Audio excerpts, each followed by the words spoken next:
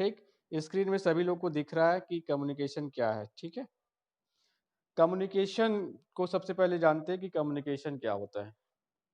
Communication क्या होता है? जब दो या दो से अधिक व्यक्तियों के बीच आपस में क्या है, अपने विचारों को, भावनाओं को, इमोशनल को, संवेदना को या सूचना को जब एक दूसरे के साथ साझा करते हैं, शेयर करते हैं, तो उसको क्या कहा जाता है? संचार कहा जाता है, कम्युनिकेशन कहा जाता है, जो एक दूसरे से हम बातचीत करते हैं।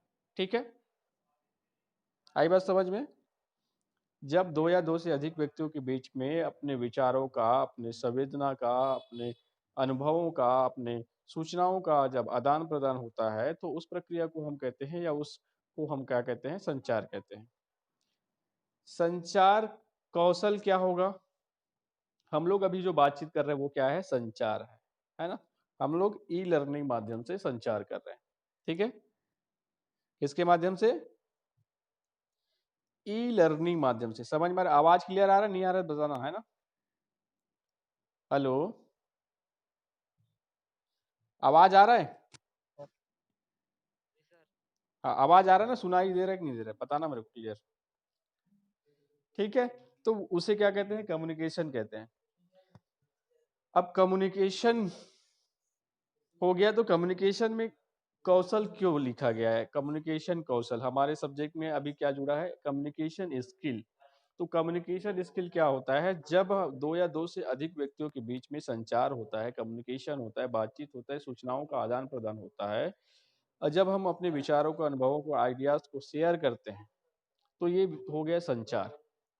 लेकिन जब दो या दो से अधिक व्यक्तियों के बीच में हम अपने विचारों को, अनुभवों को, आइडियाज को और सूचनाओं को इफेक्टिव रूप से, है ना, प्रभावशाली रूप से तथा इम्प्रेसिव तरीके से, एकदम इम्प्रेसिव तरीके से, आकर्षित तरीके से जब हम सामने वाले तक शेयर करते हैं या प्रस्तुत करते हैं, तो उसे क्या कहा जाता है?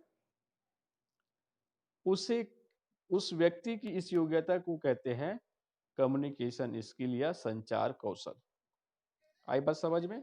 नॉर्मल संचार क्या हो गया? जब दो या दो से अधिक व्यक्तियों के बीच में संचार होता है, बातचीत होता है, अपने अनुभवों का आदान प्रदान होता है, उसे क्या कहते हैं? हम लोग कम्युनिकेशन कहते हैं। लेकिन जब व्यक्ति, दो या दो से अधिक व्यक्तियों के बीच में या समूह में जब अपने अनुभवों को, विचारों को और आइडियाज को शेयर करते हैं, साझा करते हैं, किसके साथ? इफेक्टिव तथा इम्प्रेसिव तरीके से लोगों के बीच प्रस्तुतिकरण होता है, तो उसे कहा जाता है कौशल स्किल। उसकी जो योग्यता है उसको बोलते हैं कौशल स्किल, है ना, कम्युनिकेशन स्किल। तो वो हो गया कम्युनिकेशन स्किल। अब संचार के प्रकार में आते हैं, तो संचार में दो प्रकार के होते हैं। ठीक है, कितने प्रकार के? दो प्रकार के।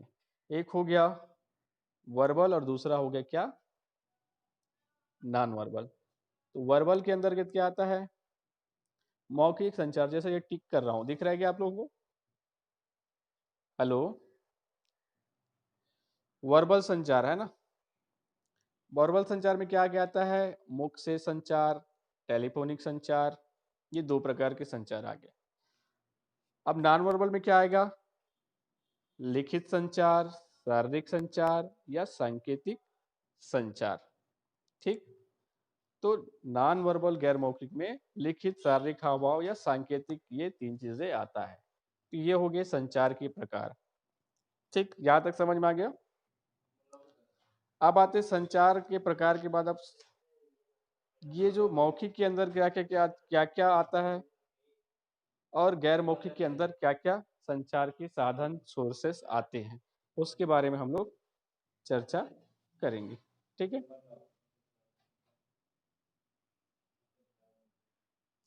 तो ये दिखाई दे रहा है आप लोगों को स्क्रीन पे? हेलो, ये दिख रहा है? हम्म, एक हो गया मौखिक संचार और दूसरा हो गया गैर मौखिक संचार। ठीक है, गैर मौखिक संचार और मौखिक संचार। इसमें आ गया मौखिक संचार में क्या आता है? वार्तालाप। पहले नंबर में क्या आ रहा है? वार्तालाप। दूसरा है प्रेस वार्ता।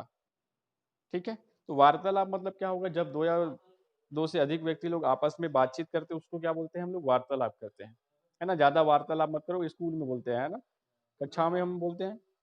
तो क्या होता है वार्तालाप, ठीक है ना।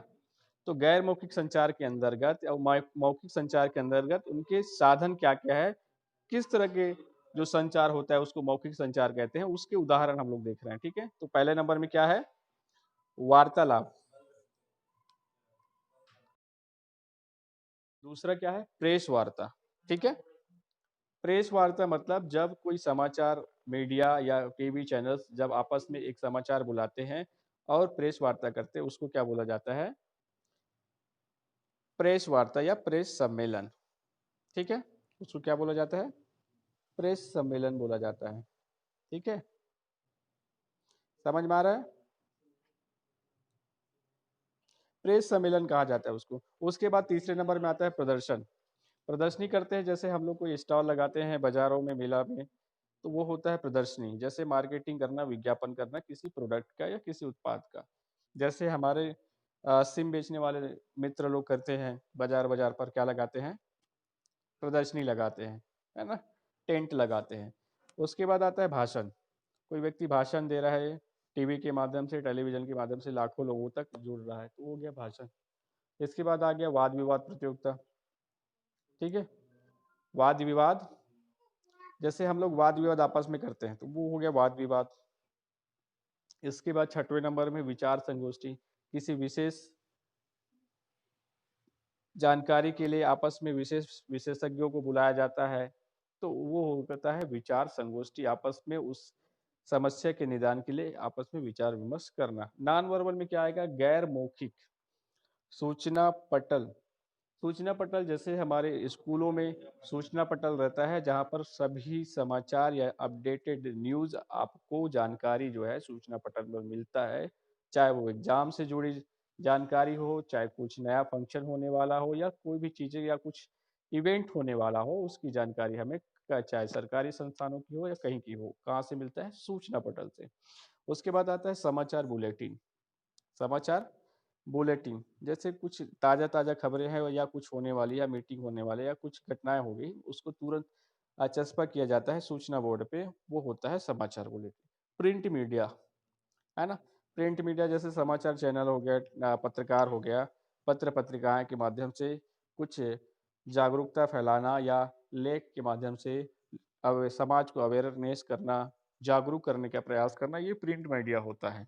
जैसे हम लोग क्या है, पर्यावरण संरक्षण के लिए अगर कोई लेख आया है तो हम लोग पढ़ते हैं समाचार पत्र पत्रिकाओं के माध्यम से।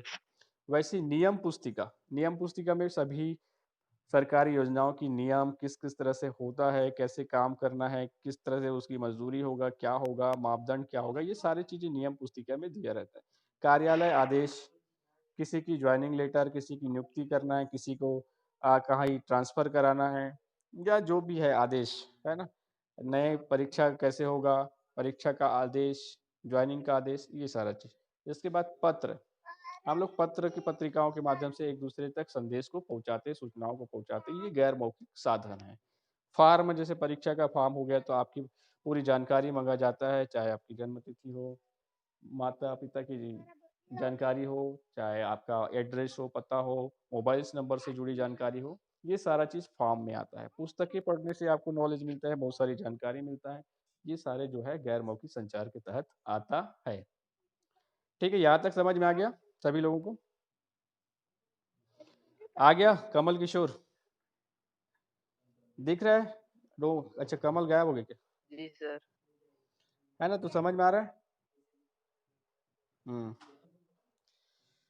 तो इसके बाद अब और हम जाएंगे तो देखते हैं कि क्या चीजें बच गया हमारे पास अभी। मौखिक संचार की विशेषता, मौखिक संचार से हमें क्या क्या फायदा हो सकता है, इसके बारे में दिया गया है। कम समय में अधिक लोगों तक क्या करना है, संवाद करने की संभावना इसमें हो सकता है, संभव है ना। त्रुटियों की कम संभावना होता है किसमें, मौखिक संचार में। विचार विनिमय से क्या है, व्यक्तिगत संबंधों में मधुरता आती है। आपातकालीन समय में अति उपयोगी होता है। तेज गति से संदेश का संप्रेषण होता है। कागज कलम टाइप मास्टर कंप्यूटर की जरूरत इसमें नहीं है। श्रोता से फीडबैक मिलने की संभावना क्या होता है, बहुत ही कम होता है।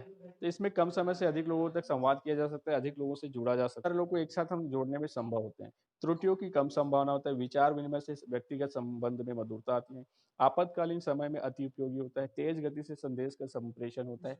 कागज, कलम, टाइपराइटर, मास्टर कंप्यूटर की जरूरत नहीं होती। श्रोता से फीडबैक मिलने की संभावना। गैर मौखिक संचार की विशेषता मौखिक संचार की तुलना में अधिक विश्वसनीय होता है। दूसरा, भविष्य में साक्ष्य और संदर्भ के रूप में प्रस्तुतिकरण संभव होता है। तीसरा, संचारक और प्रापक या श्रोता की एक ही साथ मौजूदगी जरूरी नहीं होता है।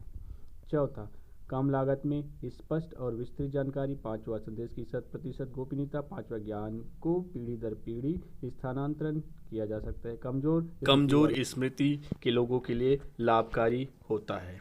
तो इस तरह से हमने संचार की परिभाषा, संचार कौशल, संचार के प्रकार और संचार की विशेषताओं के बारे में जानकारी की। तो दोस्तों, आज का मेरा एक वीडियो क्लास कैसे लगा, ऑनलाइन लेक्चर, ज़रूर बताइएगा। साथ ही साथ मेरे इस यूट्यूब चैनल को लाइक एवं सब्सक्राइब तथा बेल आइकन की घंटी को दबाना ना भूलें, ताकि मेरे वीडियो का नोटिफिकेशन आपको मिलता रहे। आज की वीडियो में बस इतना ही। जय हिंद, जय भारत, जय छत्तीसगढ़।